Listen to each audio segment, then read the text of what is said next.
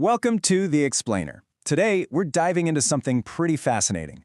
We're looking at a single date on the calendar, April 13th, and uncovering this really strange coincidental thread that connects three incredible stories of defiance against what seemed like impossible odds.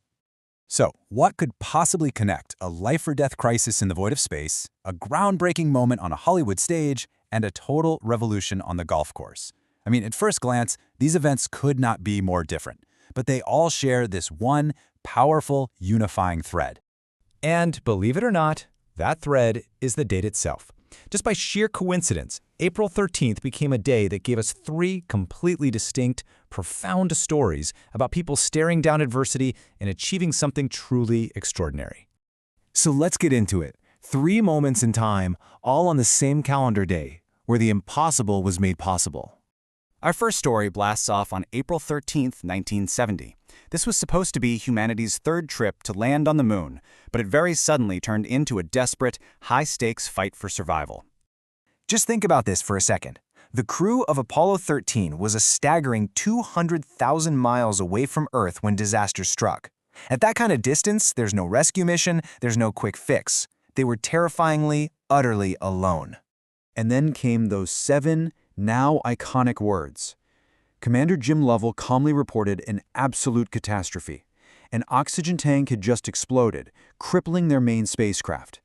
It threatened their supply of, well, everything: power, water, and breathable air. The moon landing was completely off the table. The only mission now was just getting home alive. What happened next was, it was just breathtaking ingenuity. Mission Control and the astronauts that had to improvise a whole new plan on the fly. They decided to use the lunar module basically as a lifeboat, then slingshot around the dark side of the moon using its gravity, and conserve every single last drop of power just to make it back. It was this catastrophic failure that, against all odds, became one of NASA's greatest successes. Okay, so from a literal fight for survival in the vacuum of space, let's come back down to Earth. We're going to turn to a profound societal battle fought right here on the silver screen.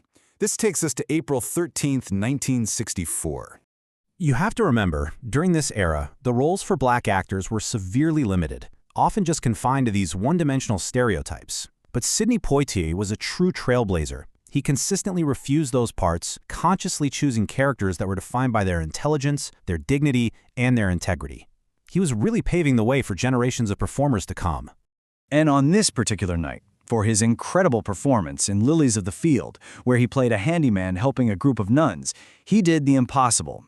He became the very first African-American man to win the Academy Award for Best Actor.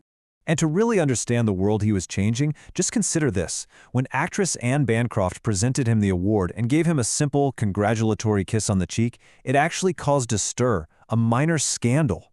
That small moment really shows you just how significant his victory was, because it visibly challenged these deep-seated racial norms, live on television for the whole world to see.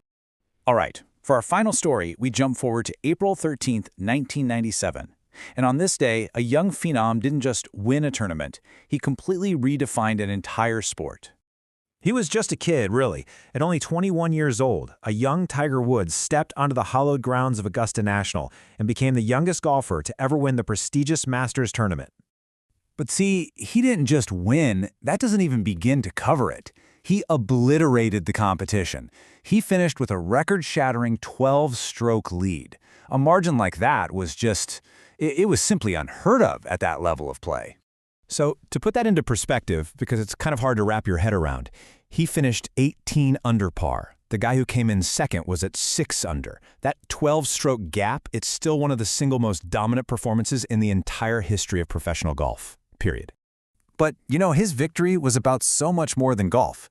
As the youngest champion ever, and as a man of both African and Asian heritage, he just shattered these long-standing barriers in a traditionally exclusive sport, and he inspired millions of people in the process.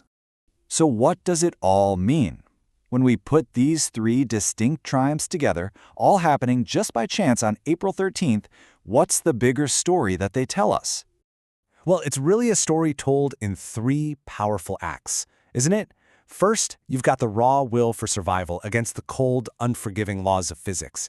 Then, you have the courage of pioneering against the suffocating weight of prejudice. And finally, You have pure, undeniable dominance against the highest level of competition.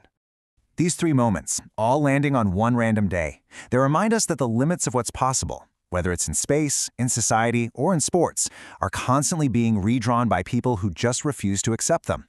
And it really leaves you wondering, doesn't it? What impossible barrier is going to fall next?